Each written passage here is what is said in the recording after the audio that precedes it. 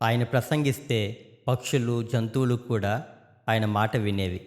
నేడు మనం చెప్పుకోబోయే ఈ చరిత్ర ఒక సాధారణ ధనవంతుడు అసాధారణ భక్తుడిగా మారిన అద్భుత ప్రయాణం. ఆయనే సెయింట్ ఫ్రాన్సిస్ అసిస్సి. అహంకారం నుండి వినయానికి, విలాసం నుండి పేదరికానికి ఆయన సాగించిన ఈ ఆధ్యాత్మిక పోరాటం మనల్ని ఆలోచింపజేస్తుంది. సెయింట్ ఫ్రాన్సిస్ అసిస్సి మార్పు చెందకముందు గడిపిన జీవితం చాలా ఆసక్తికరంగా ఉంటుంది. ఆయన ఒక సాధారణ మతకర్మిగా కాకుండా అసిస్సి నగరంలో అత్యంత విలాసవంతమైన యువకుడిగా పేరు పొందారు. వైభోగవంతమైన నేపథ్యం. ఫ్రాన్సిస్ తండ్రి పియోట్రీ డి బెర్నార్డోన్ అసిస్సిలో చాలా పేరున్న మరియు ధనిక పట్టు అంటే సిల్క్ వ్యాపారి. ఆయన వ్యాపారం కోసం ఫ్రాన్స్ దేశానికి వెళుతూ ఉండేవారు. ఫ్రాన్సిస్ పుట్టినప్పుడు ఆయనకు గియోవన్నీ అని పేరు పెట్టారు. కానీ తండ్రికి ఫ్రాన్స్ దేశంపై ఉన్న ఇష్టంతో ఆయనను ఫ్రాన్సిస్కో, ఫ్రెంచ్ వ్యక్తి అని అర్థం వచ్చే విధంగా ఆయన పిలిచేవారు. యువరాజు లాంటి జీవితం. ఫ్రాన్సిస్ ధనిక వర్గాల్లో పెరిగారు. ఆయనకు చదువు కంటే వినోదం, స్నేహితులు మరియు విలాసాల మీద ధ్యాస ఎక్కువగా ఉండేది.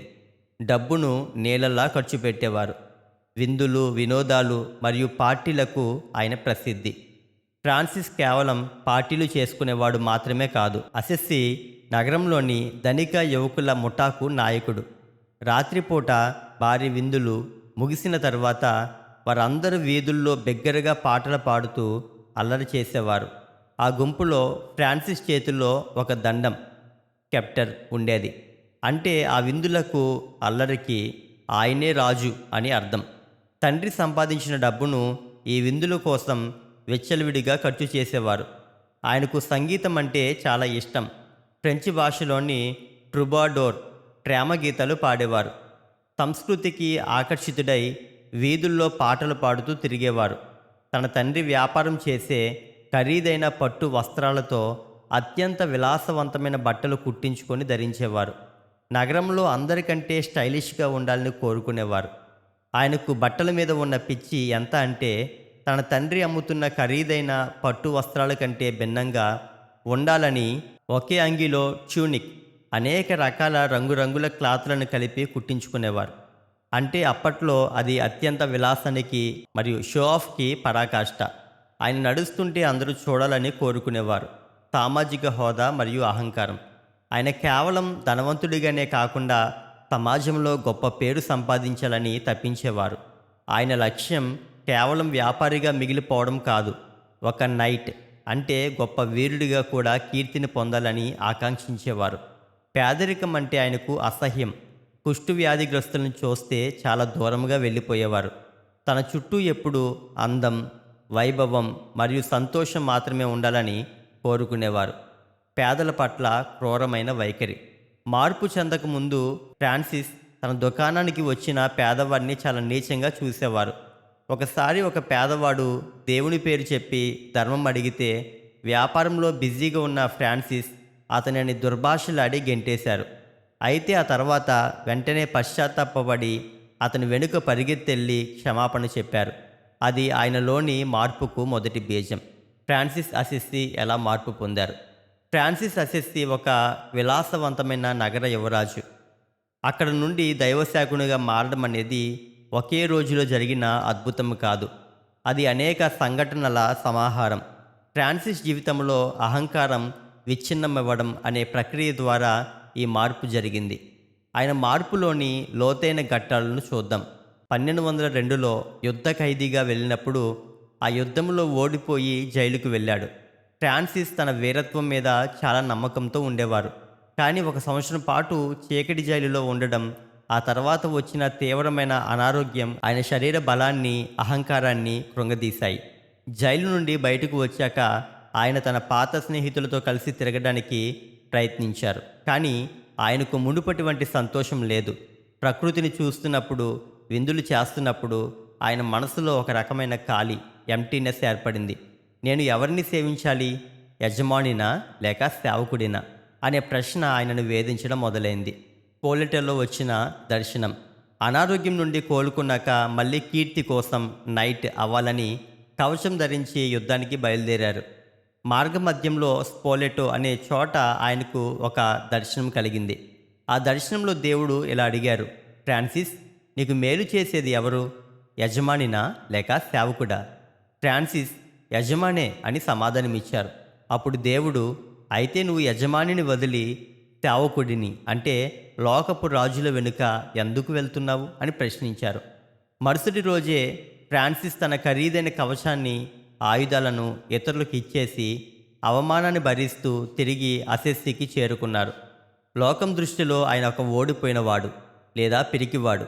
కానీ ఆధ్యాత్మికంగా ఆయన గెలవడం అక్కడే మొదలైంది. ఫ్రాన్సిస్ జీవితంలో అత్యంత అసహించుకునే విషయం కుష్ఠువ్యాధి. ఆ వాసన అన్నా, ఆ రూపం అన్నా ఆయనకు ప్రాణ సంకటం. ఒకరోజు గుర్రంపై వెళ్తుండగా ఒక కుష్ఠరోగి కనిపించాడు. మొదట అసహ్యంతో వెనక్కి తగ్గిన వెంటనే తన పాత స్వభావాన్ని చంపుకోవాలని నిర్ణయించుకున్నారు. గుర్రం దిగి ఆ వ్యక్తి దగ్గరికి వెళ్ళి అతని చేతిని ముద్దు పెట్టుకొని ఆలింగనం చేసుకున్నారు. ఆ క్షణం తనలో ఉన్న భయం పోయి ఒక అద్భుతమైన శాంతి కలిగింది. ఏదైతే నాకు చేదుగా అనిపించిందో అది నాకు మధురంగా మారింది అని ఆయన తన మరణ శాసనం టెస్టమెంట్లో వ్రాసుకున్నారు. అసెస్సీ శివార్లోని శిథిలావస్థలో ఉన్న శాన్ డామియనో అనే చిన్న చర్చిలో వెళ్ళి ప్రార్థిస్తూ ఉండగా అక్కడ యేసుక్రీస్తు స్వరం వినిపించింది. ఫ్రాన్సిస్, వెళ్ళు, నా ఇల్లు కూలిపోతుంది, దాన్ని బాగు చేయి. ఆయన దీన్ని అక్షరాలా తీసుకున్నారు. అంటే పడిపోతున్న సంఘాన్ని బాగు చేయాలని కాకుండా కట్టబడిన చర్చిని బాగు చేయాలేమో అని అనుకున్నారు. తన తండ్రి దుకాణంలోని బట్టలను అమ్మి ఆ డబ్బుతో చర్చిని బాగు చేయాలని చూశారు. ఎక్కడే తండ్రి కొడుకుల మధ్య ఘర్షణ మొదలైంది. ఫ్రాన్సిస్ అసిస్సి జీవితంలో ఈ ఘట్టం చాలా కీలకమైనది. దేవుని పిలుపును అందుకున్న తర్వాత కూడా ఒక మనిషి తన పాత స్వభావంతో ఎలా పోరాడుతాడో ఫ్రాన్సిస్ విషయంలో మనం స్పష్టంగా చూడవచ్చు. శాన్ డామియన్ చర్చిలో నా ఇల్లు కూలిపోతుంది, దాన్ని బాగు చెయ్యి అనే స్వరాన్ని విన్నప్పుడు ఫ్రాన్సిస్ చాలా ఉద్వేగానికి లోనయ్యారు. అయితే ఆ సమయంలో ఆయన తీసుకున్న నిర్ణయాల్లో భక్తి ఉంది, కానీ వివేకం తక్కువగా ఉంది. ఫ్రాన్సిస్ తన తండ్రి దుకాణానికి వెళ్ళి అక్కడ ఉన్న అత్యంత ఖరీదైన పట్టు వస్త్రాల రోళ్లను తీసుకున్నారు. వాటిని తన గుర్రంపై వేసుకొని ఫోలిగ్నో అనే నగరానికి వెళ్ళారు. అక్కడ కేవలం బట్టలను మాత్రమే కాకుండా తాను ప్రయాణం చేసిన గుర్రాన్ని కూడా అమ్మివేశారు. వచ్చిన డబ్బును తీసుకొని నేరుగా శాన్ డామియనో చర్చికి వెళ్ళారు. అక్కడ పేద ఫాదర్కి ఆ డబ్బును ఇవ్వబోతే ఫ్రాన్సిస్ తండ్రి పియోట్రీ స్వభావం తెలిసిన ఆ ఫాదర్ ఆ డబ్బు తీసుకోవడానికి భయపడి నిరాకరించారు. అప్పుడు ఫ్రాన్సిస్ ఆ డబ్బు సంచులను కిటికీలో నుంచి లోపలికి విసిరేసి అక్కడే ఉండిపోయారు. ఇక్కడ ఫ్రాన్సిస్ చేసింది సాంకేతికంగా దొంగతనం. తన తండ్రి కష్టపడి సంపాదించిన ఆస్తిని ఆయన అనుమతి లేకుండా దైవకార్యం కోసం వాడటం అనేది ఆయనలోని ఆవేశపూరిత స్వభావాన్ని చూపిస్తుంది. దేవుని పనిని లోకపు పద్ధతులలో అనైతికంగా చేయాలనుకోవడం ఆయన చేసిన మొదటి తప్పు. చాలామంది సెయింట్ ఫ్రాన్సిస్ను పుట్టినప్పటి నుండి పవిత్రుడిగా చూస్తూ ఉంటారు. కానీ వాస్తవానికి ఆయన దేవునికి వచ్చిన కొత్తలో చాలా పొరపాట్లు చేశారు. ఆయనలోని మారని స్వభావం కనిపిస్తూ ఉంది. అతివాదం, ఎక్స్ట్రీమిజం. ఫ్రాన్సిస్ స్వభావం ఏమిటంటే ఏదైనా చేస్తే అతిగా చేయడం. విలాసంలో ఉన్నప్పుడు ఎలాగైతే విచ్చలవిడిగా ఉన్నారో భక్తిలోకి వచ్చాక కూడా అంతే మొండిగా ఉండేవారు. తండ్రిని ఎదిరించడం, సమాజం ఏమనుకున్నా పర్వాలేదు అనే ఒక రకమైన మొండితనంలో ఆయన ఉండేవారు. దైవసేవ అంటే కేవలం డబ్బుతో చర్చి కట్టడాలు నిర్మించడం అని తొలినాళ్లలో భావించారు. ఆత్మలను సంపాదించడం కంటే భౌతికమైన రాళ్లతో చర్చి కట్టడం మీదనే ఆయన ధ్యాస ఉండేది. ఆయనలో వచ్చిన మార్పు, ది ట్రాన్స్ఫర్మేషన్ ప్రాసెస్. ఫ్రాన్సిస్ కూడా కాలక్రమేణా తన తప్పులను తెలుసుకున్నారు. డబ్బుతో చర్చి కట్టడం తప్పు అని తెలుసుకొని అసిస్సి వీధుల్లో స్వయంగా భిక్షాటన చేస్తూ రాళ్లను మోస్తూ చర్చిని బాగు చేయడం ప్రారంభించారు. ఒకప్పుడు తనను రాజుగా చూసిన స్నేహితులు ఇప్పుడు తనను చూసి పిచ్చివాడు అని రాళ్లతో కొడుతుంటే ఆయన కోప్పడకుండా వారిని దీవించడం నేర్చుకున్నారు. ఫ్రాన్సిస్ జీవితం మనకు ఏం నేర్పిస్తుందంటే దేవునిలోనికి రాగానే పాత స్వభావం మటుమాయం అవ్వదు. అది దేవుని చేతిలో నిరంతరం చెక్కబడాలి. ఫ్రాన్సిస్ తన తండ్రి షాపులోని విలువైన పట్టు వస్త్రాలను, గుర్రాన్ని అమ్మి ఆ డబ్బును చర్చికి ఇచ్చారు. పియట్రో దృష్టిలో ఇది కేవలం దైవకార్యం కాదు, అది నమ్మక ద్రోహం మరియు దొంగతనం. కాబట్టి తన తండ్రి అయిన పియెట్రో ఒక కరుడుగట్టిన వ్యాపారి. ఆయనకు రూపాయి విలువ తెలుసు. తన కొడుకు తన కష్టార్జితాన్ని ఇలా పిచ్చి పనుల కోసం తగలేస్తుంటే ఆయన తట్టుకోలేకపోయారు. మొదట ఫ్రాన్సిస్ను ఇంటి నేలమాగిలో గొలుసులతో కట్టి పడవేశారు. కానీ ఫ్రాన్సిస్ తల్లి ఆయనను విడిపించింది. ఫ్రాన్సిస్ మళ్ళీ వెళ్ళి ఆ చర్చి దగ్గర ఉండడం చూసి తన తండ్రికి సహనం నశించింది. తన తండ్రి అయిన పియెట్రో ఉద్దేశం కేవలం డబ్బు తిరిగి పొందడం మాత్రమే కాదు, ఫ్రాన్సిస్ తన వారసుడిగా ఉండడానికి అనర్హుడని ఆయన భావించారు. అప్పట్లో ఒక కొడుకును ఆస్తి నుండి వెలివేయాలంటే లేదా వారసత్వపు హక్కులు రద్దు చేయాలంటే అధికారుల ముందు ప్రకటన చేయాలి. మొదట పియెట్రో నగర అధికారులు దగ్గరకు వెళ్ళారు. కానీ ఫ్రాన్సిస్ తను ఇప్పుడు దేవుని సేవకుడిని కాబట్టి లౌకిక అధికారుల తీర్పుకు లోబడనని చెప్పారు. దీనివల్ల ఈ కేసు బిషప్ మత గురువు దగ్గరకు వెళ్ళింది. బిషప్ ముందు నిలబెట్టడం వెనుక తండ్రికి ఒక ఆశ ఉండేది.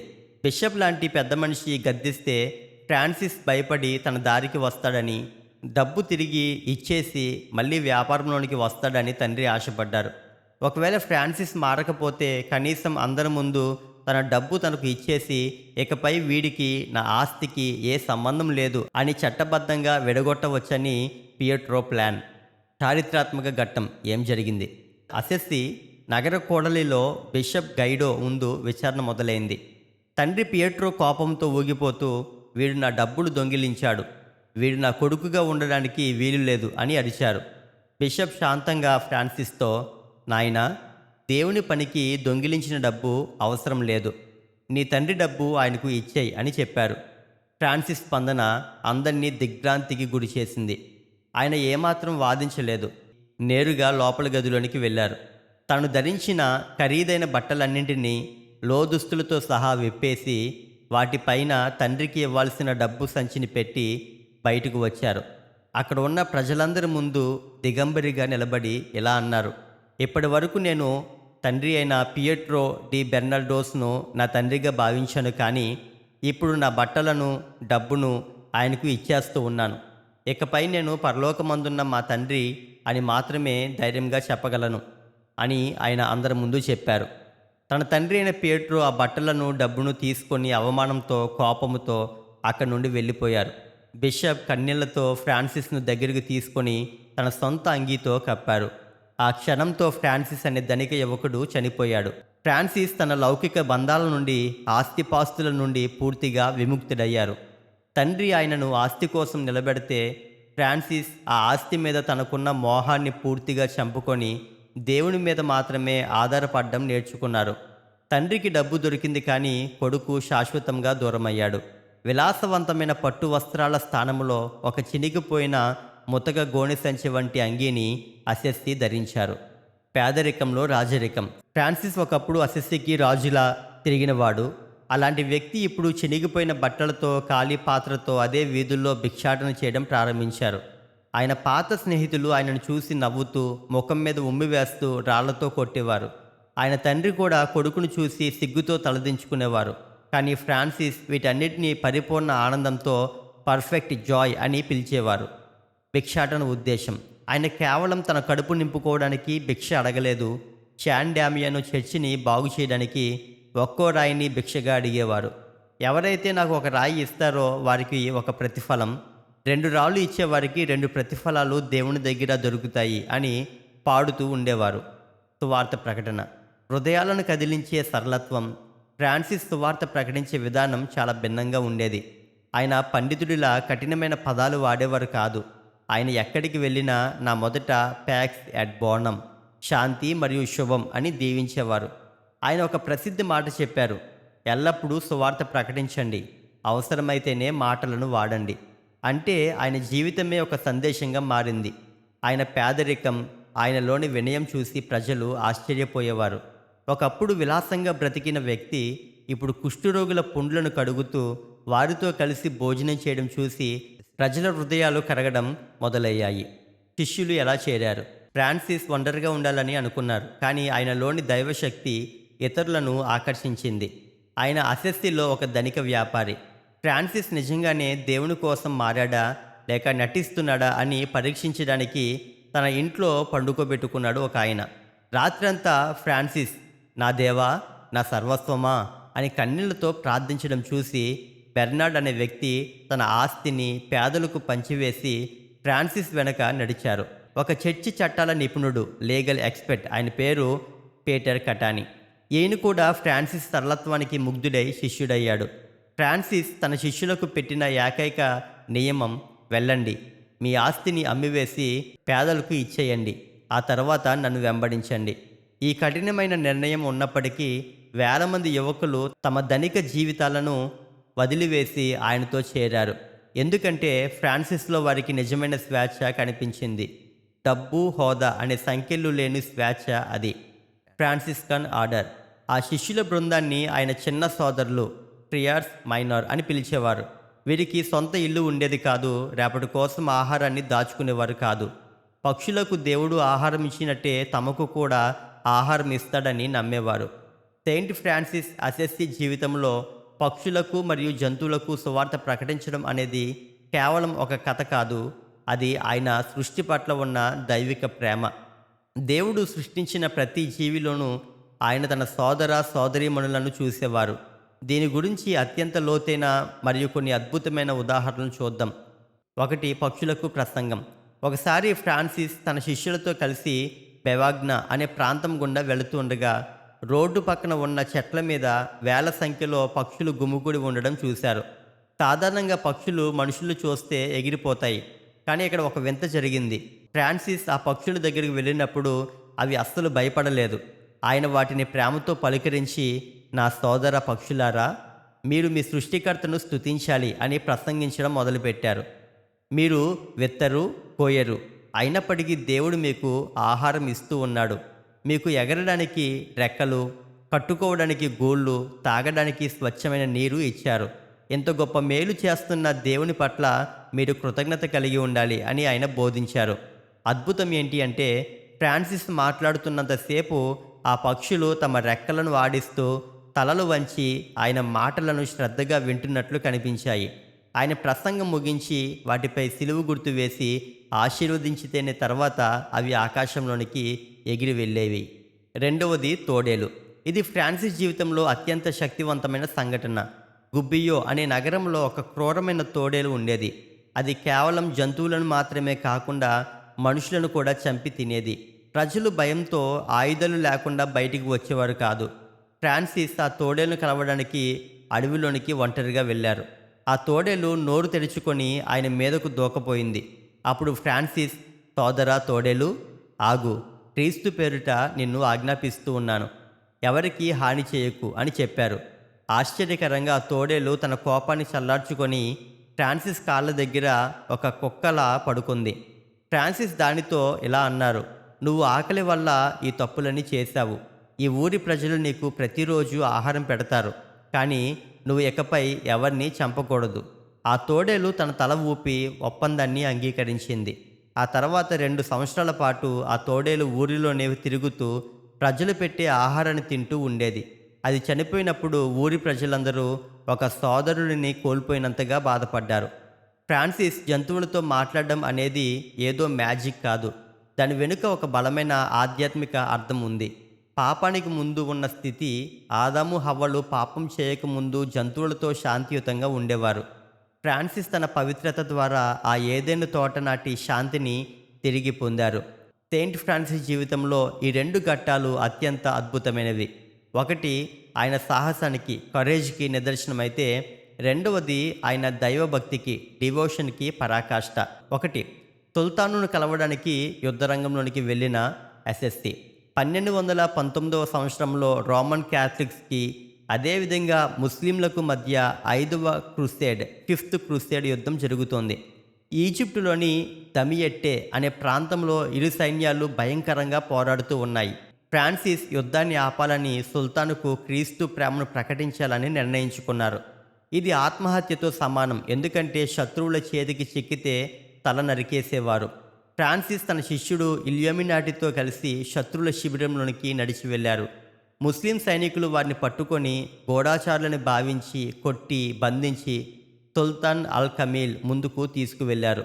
సుల్తాన్ ముందు ఫ్రాన్సిస్ భయం లేకుండా సువార్త ప్రకటించారు.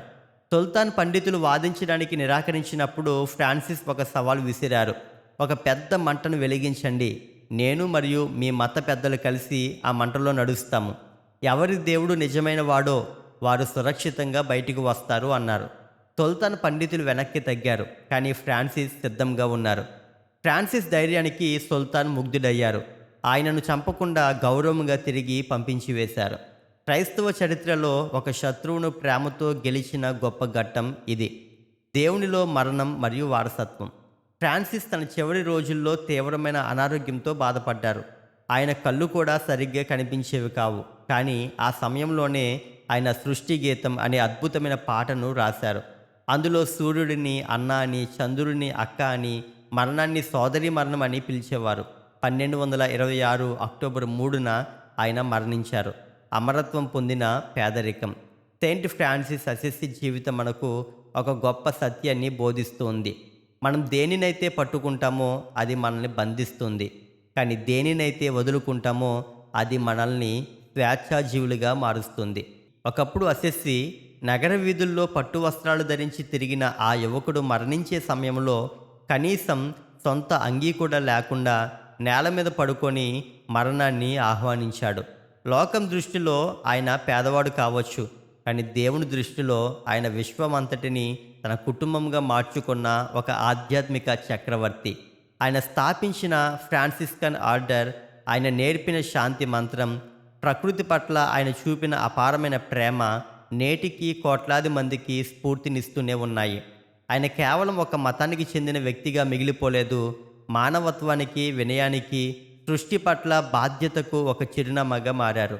ఫ్రాన్సిస్ అసిసి జీవితం నుండి మనం నేర్చుకోవలసిన ముగింపు పాఠం ఇదే. ఇవ్వడంలోనే మనం పుచ్చుకుంటాము, మనల్ని మనం మర్చిపోవడంలోనే మనల్ని మనం కనుగొంటాము, క్షమించడంలోనే మనం క్షమాపణ పొందుతాము. ఈ మహానుభావుని అడుగుజాడల్లో నడుస్తూ మన చుట్టూ ఉన్న చిన్న ప్రాణులను ప్రేమిస్తూ ఆడంబరాల కంటే ఆత్మీయతకు ప్రాముఖ్యతనిద్దాం.